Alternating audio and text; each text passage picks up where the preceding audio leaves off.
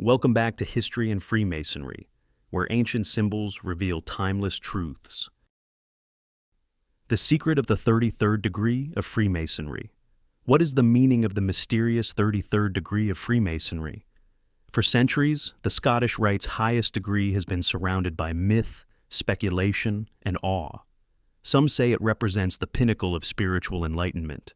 Others claim it's a mere honorary title. But according to the great writers of Masonry, from Albert Pike to Manly P. Hall, the 33rd degree is far more than a number. It is a crown of wisdom, service, and spiritual illumination. Today we'll explore what the 33rd degree truly represents, guided by the works of the most influential voices in Masonic history.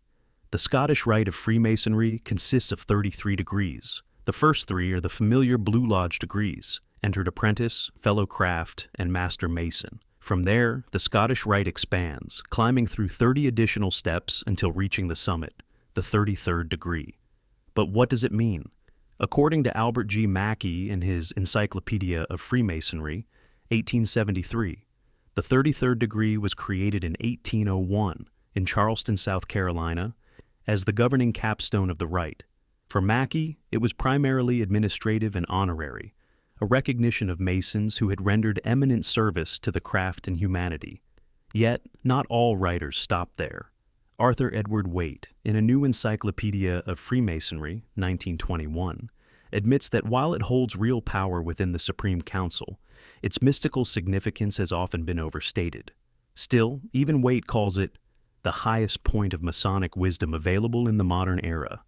While Mackey and Waite describe the 33rd as an honor, Albert Pike, Sovereign Grand Commander of the Scottish Rite, saw something far deeper.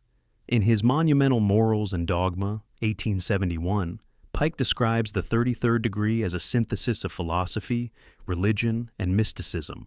For him, the initiate at this stage becomes a priest of universal truth, a reconciler of opposites, light and dark, matter and spirit.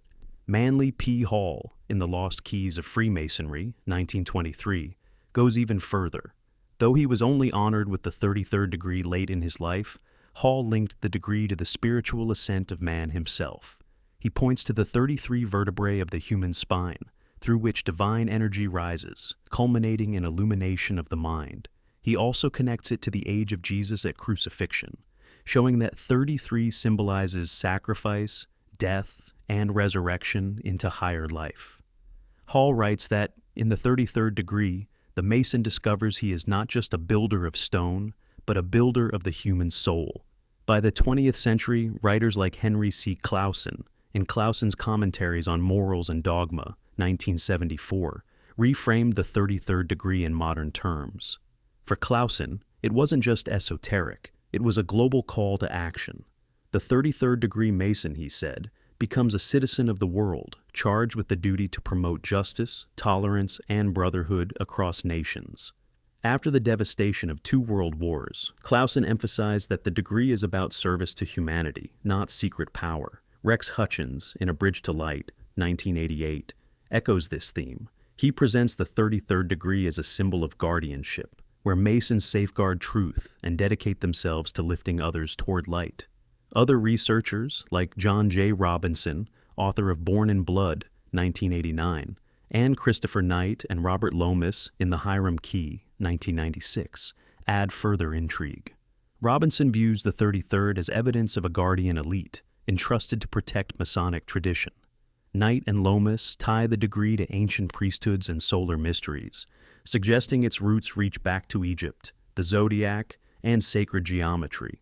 Whether one accepts these claims or not, the 33rd degree remains a bridge between history and mystery, fact and allegory. So, what is the 33rd degree of Freemasonry? To some, it is an honor bestowed by one's peers. To others, it is the culmination of an inner journey, the ascent of the human spirit. And to all, it is a reminder that with great honor comes great responsibility. As Manly P. Hall wrote, "The true Mason is not created by a ceremony, but by the labor of self-improvement and the service of humanity." In the end, the 33rd degree is not about privilege, it is about purpose. It is the crown jewel of the Scottish Rite, calling every Mason not only to wisdom, but to action, to build not just temples of stone, but a better world for all. And so, the secret of the 33rd degree is revealed. It is not a hidden power, but a sacred duty to serve, to enlighten, and to inspire.